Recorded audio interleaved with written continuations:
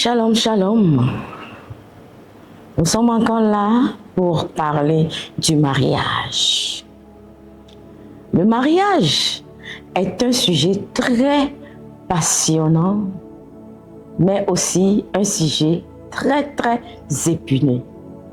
Parce que le mariage, tant il détruit la vie de certaines personnes, tant le mariage propulse d'autres dans leur destinée.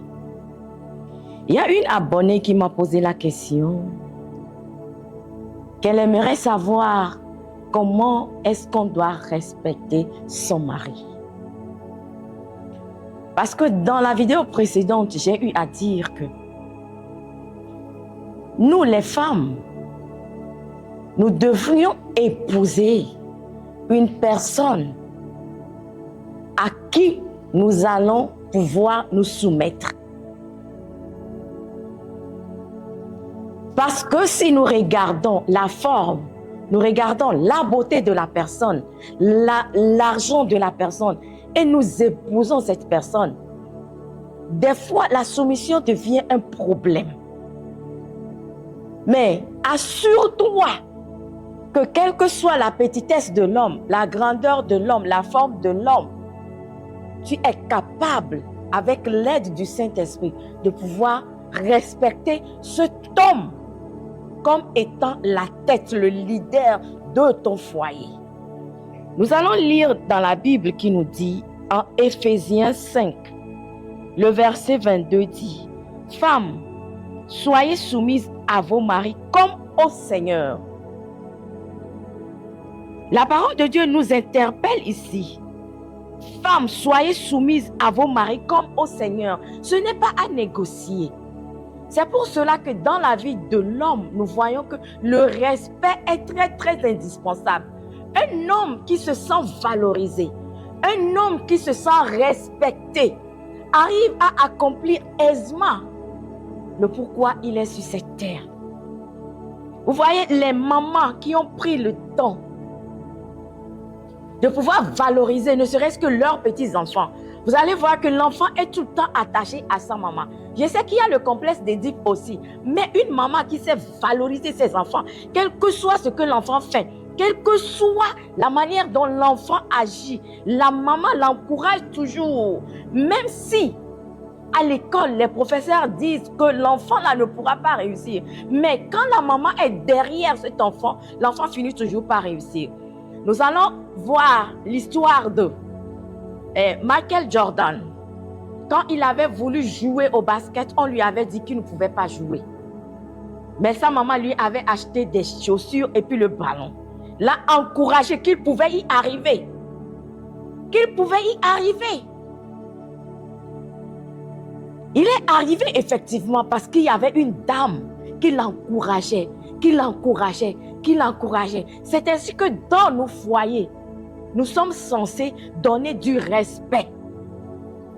Et le respect bannit le découragement. Parce que quand tu respectes un homme, quel que soit l'échec que cet homme rencontre, tu seras là en lui disant que oui, tu vas y arriver. Tu vas y arriver. Tu vas y arriver.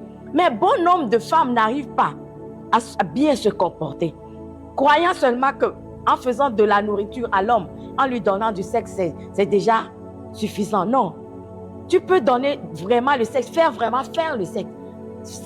Tu sais vraiment faire la cuisine. Mais si tu ne sais pas donner le respect, la place de l'homme, la tête qu'il est, l'autorité qu'il est, le leader qu'il est, si tu ne sais pas lui donner sa place, il y aura toujours un problème. Il y aura toujours un problème. Le Seigneur nous dit ici, femmes, soyez soumises à vos maris comme au Seigneur. Comme au Seigneur. Comme au Seigneur. La manière dont tu te soumets au Seigneur, c'est de cette même manière que tu dois donner le respect à ton mari. Figurez-vous que les hommes n'aiment pas qu'on les coupe quand ils sont en train de parler. Mais la plupart des femmes ne savent pas. Quand le monsieur commence déjà par parler, on veut se justifier. On n'attend pas qu'il finisse de dire ce qu'il a à dire. Mais on veut toujours s'interposer. On l'arrête tout le temps, on l'arrête tout le temps. Mais vous voyez, quand nous travaillons dans des institutions, quand tu as un problème avec peut-être ton directeur général, ou bien le directeur général parle, tu te tais. Peu importe ce que tu voudras dire, tu le laisses parler. C'est à la fin que tu interviens. C'est de la même manière que nous devons donner ce respect à nos maris. D'aucuns vont me dire que oui, nous recevons de l'argent de là. Oui, bien sûr, nous recevons de l'argent de là. Mais le respect que tu dois donner à ton mari doit dépasser. Parce qu'au fait, c'est lui qui est ton autorité, ton leader. Nous arrivons à nous taire, on nous insulte, on nous gronde, on nous réprimande, mais nous ne pouvons pas réagir. Mais quand il s'agit de foyer, on n'est pas prêt. On n'est pas prêt à entendre les remontrances de nos maris, ces plaintes. Non, on n'est pas prêt. On est là toujours à se défendre. On est là toujours à se défendre. On est là toujours à se défendre. Non, tu lui dois soumission, qui veut dire respect. L'homme se nourrit du respect. Une femme qui sait honorer son mari, une femme qui sait respecter son mari arrive à accomplir des exploits parce qu'il sent avoir des ailes, il se sent pousser des ailes parce qu'il y a une tierce personne derrière lui qui le propulse avec son respect. Mais aujourd'hui, nous avons de la peine. Nous avons de la peine. Notre génération a de la peine à pouvoir honorer nos maris. Nous avons de la peine à honorer. Et certaines femmes vont aller jusqu'à dire que mon mari est ci, mon mari est ci. Est-ce que tu arrives vraiment à honorer cet homme? Honore-le comme cela se doit. Si tu l'honores comme on honore, comme nous honorons nos directeurs au boulot, comme nous honorons les gens qui sont élevés en dignité. Parce que c'est ton autoritaire au fait. C'est ton élevé en dignité au fait. C'est ton Dieu au fait. Tu es censé l'honorer. Il est à la place de Dieu. Après Dieu, c'est lui. Et tu dois l'honorer comme cela se doit. L'honorer. Éviter de lui donner des phrases pas possibles. De le comparer aux hommes. Quand certaines femmes ouvrent la bouche pour parler à leurs hommes, on ne dirait pas qu'un jour cet homme a eu à te doter. Toi aussi tu es un homme. Toi aussi tu es un homme ça. Mais pourtant c'est ton mari. Tu portes son nom. Mais tu le manques de respect. Et certaines femmes vont jusqu'à même faire des remontrances à l'homme devant les enfants. Vous voyez, quand les enfants perdent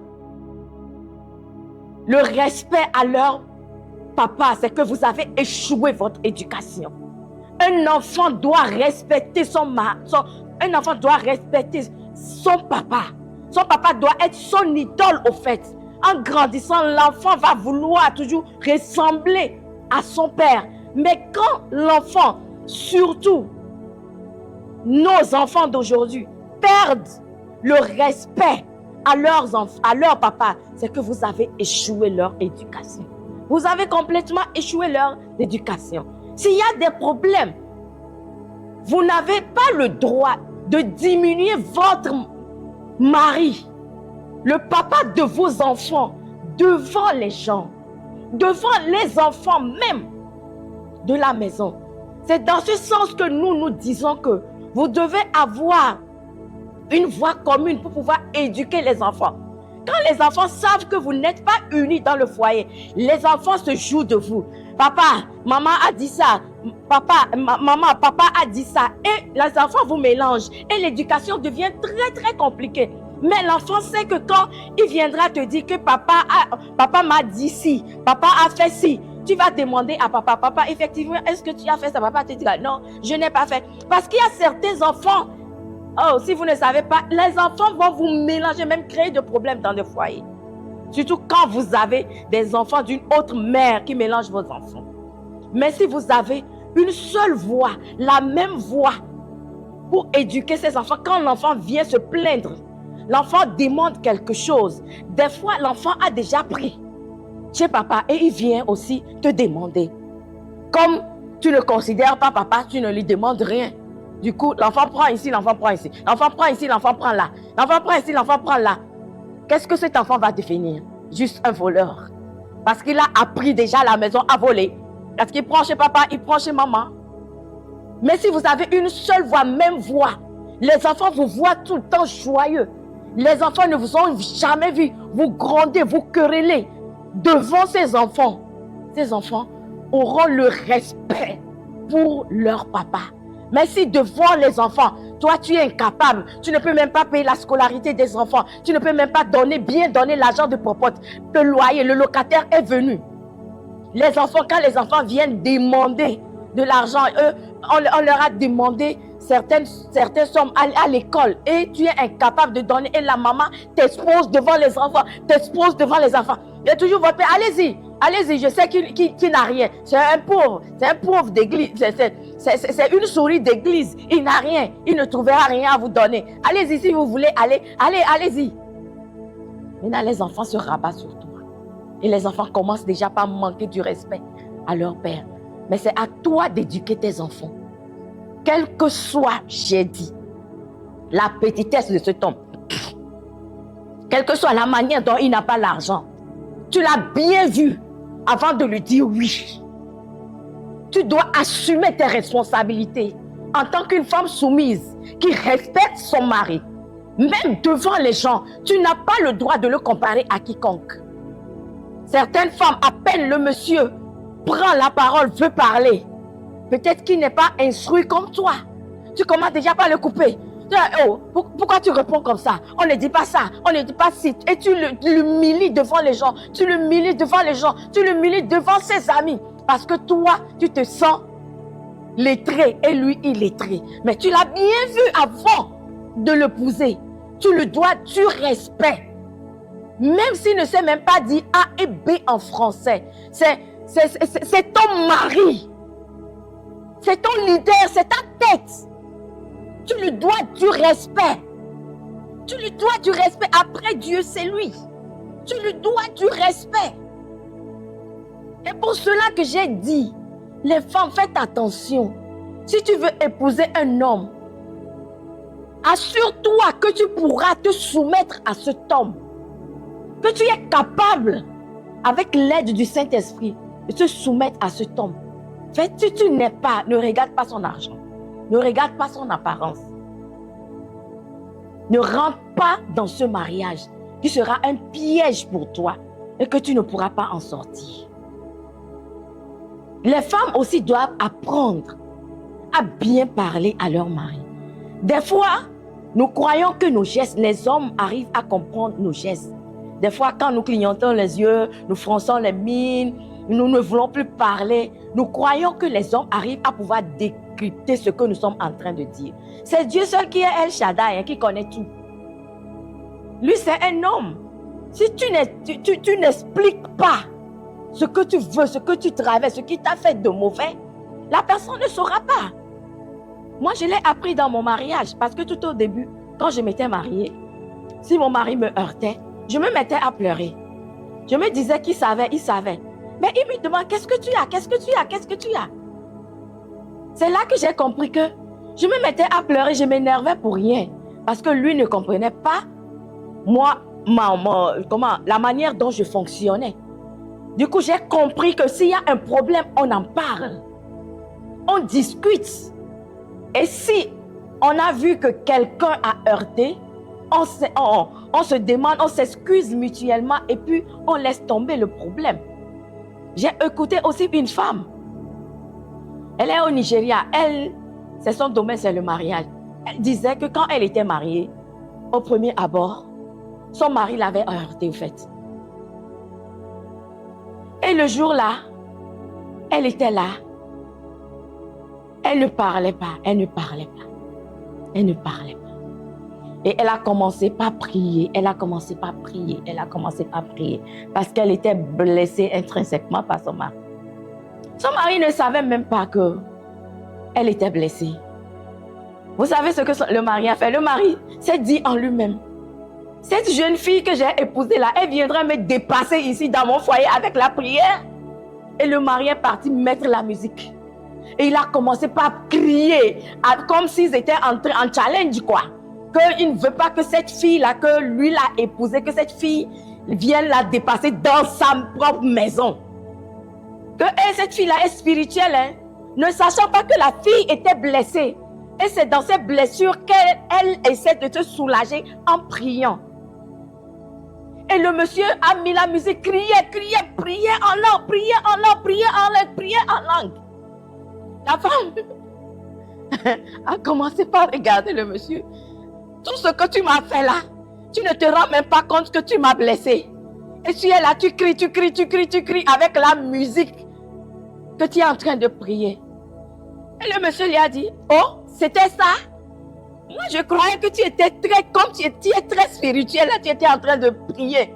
Et comme moi, je ne voulais pas que quelqu'un vienne me dépasser dans ma propre maison, moi aussi, j'ai commencé par prier. Quel est le problème, ma chérie?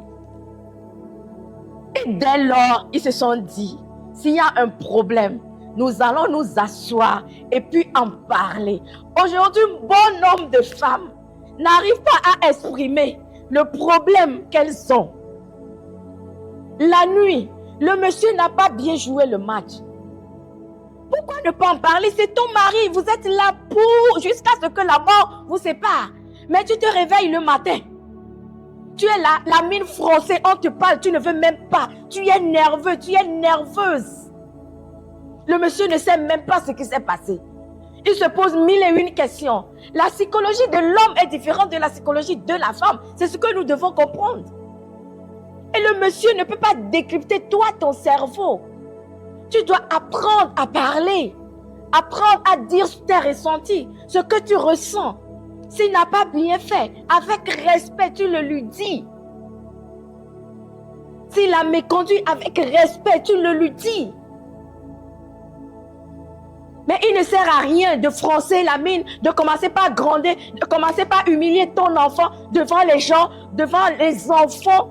Ça n'a jamais éduqué les enfants, ça n'a jamais fait propulser un foyer. Plutôt, tu es en train de détruire ton foyer sans le savoir. Ton foyer sans le savoir. Tout homme a besoin de respect, même les enfants. Si vous avez les enfants à la maison, voyez comment les petits garçons se comportent. On peut humilier la fille, non, il n'y a pas de problème. Mais le jour où tu humilies le petit garçon, il n'est pas du tout d'accord parce qu'il a l'ego en lui. C'est l'ego là qui ne leur permet pas de pouvoir tolérer nos insuffisances en matière de respect. L'ego en tant qu'homme, l'orgueil masculin. L'orgueil masculin. Nous devons tout faire. Nous devons tout faire et parler. Femme, le Seigneur t'a doté de la bouche et tu sais bien parler. Mais ne deviens pas une personne qui gronde, qui boude son mari. Il ne pourra jamais comprendre parce que sa psychologie est différente de ta psychologie. Il ne pourra pas comprendre. Mais quand tu lui expliques les faits, chérie, voici ce qui s'est passé. Tu m'as fait ci, tu m'as fait ça. Je n'ai pas aimé. Il dit, ah, j'ai compris. Là, je sais que tu n'aimes pas ça. Je croyais que. Et vous allez vous entendre et repartir sur une bonne base. Parce que le manque de respect à un homme, vous n'avez aucune idée de ce que ça représente chez eux. C'est plus que la nourriture. C'est plus que le sexe. Le respect est au top. Un homme qui a une femme qui le respecte peut voler, même aller jusque dans la lune. Parce qu'il se sent valorisé dans tous ses sens. Il se sent revigoré, régénéré. Il sent qu'il est vraiment un homme. Mais quand il n'y a pas le respect, il se sent diminué jusqu'à un petit garçon. Et c'est là que les problèmes commencent. J'avais donné un témoignage un jour que c'est un homme de Dieu qui l'avait dit, l'homme de Dieu en RDC qui disait qu'il y avait un homme élevé en dignité qui n'avait pas de respect à la maison. Comme la maman ne le respectait pas, les enfants aussi ne le respectaient pas. En temps, il a essayé une relation dehors. Mais la petite fille le respectait à telle enseigne que le monsieur qui avait une très grande maison quittait la maison pour aller chez la petite fille qui était dans une pièce. Un jour, la famille s'est dit, quel est le problème au juste? Et ils sont partis pour chercher le monsieur. Ils ont vu là où même l'âme habitait. Et ils ont vu, la petite fille habitait en fait. Et ils ont vu le monsieur dans une bassine à qui on faisait des bébés et tout ça là. On le cajolait, tout ça là. Madame, il ne sert à rien d'être dur. Tu vas perdre ton foyer. Une femme est douce. Une femme est douce. Il ne sert à rien. Moi, je ne peux pas tolérer ci. Moi, je ne peux pas tolérer ça. Des fois, quand je passe dans la nuit profonde, je vois des messieurs qui garent leur fortune, leur Range Rover, leur Prado, dans des maisons en location dehors. Je me pose 1001 questions. Qu'est-ce qui n'a pas marché? Qu'est-ce qui n'a pas marché chez la madame et que cet homme arrive à venir garer sous un mur, sachant qu'à n'importe quelle heure, un voleur peut venir voler les rétroviseurs, enlever des pneus, tout ça là. Mais non, parce qu'il se sent valorisé. J'interpelle une femme ce soir. Si tu ne sais pas valoriser ton mari, apprends à commencer par valoriser ton mari. Vous voyez dans nos églises aujourd'hui, les femmes, quand les femmes voient les pasteurs, c'est comme ces femmes-là allaient porter ces pasteurs au dos. Mais quand ces femmes sont à la maison, leur mari, c'est devenu des serpillères. C'est quel genre d'hypocrisie, au fait? C'est quel genre d'hypocrisie? L'homme avec qui tu formes une seule chair, tu n'arrives pas à lui donner le respect. Et quand tu sors dehors, tu sais comment respecter les autres. C'est quel genre d'hypocrisie? L'homme à qui tu donneras le maximum de respect, c'est à ton mari. C'est à ton mari. C'est à ton mari. Et bien-aimé dans le Seigneur. Et surtout celle qui m'a posé la question. Le respect, un homme mange le respect. Un homme mange le respect. Quand il est rassasié du respect, tu le verras voler. Tu le verras voler parce qu'il se sent valorisé. Et de la même manière que quand la femme se sent aimée, elle se met aussi à voler. Parce que l'homme est censé aimer sa femme. Et la femme est censée respecter son mari. Et c'est ce que nous appelons la soumission. J'espère ce soir qu'une femme qui est en train de m'écouter a compris ce que c'est que le respect. Le respect. Le respect est très très important dans la vie de l'homme. Très très important. Dans l'amour dans la vie de la femme. Nous les femmes devons apprendre à respecter nos maris. Le jour où tu dis oui, je le veux à cet homme, tu dois commencer par le respecter, peu importe ce qui se passe. Peu importe ce qui se passe. Peu importe. Même ses méconduites. Même s'il se méconduit, tu dois le respecter. Tu dois le respecter.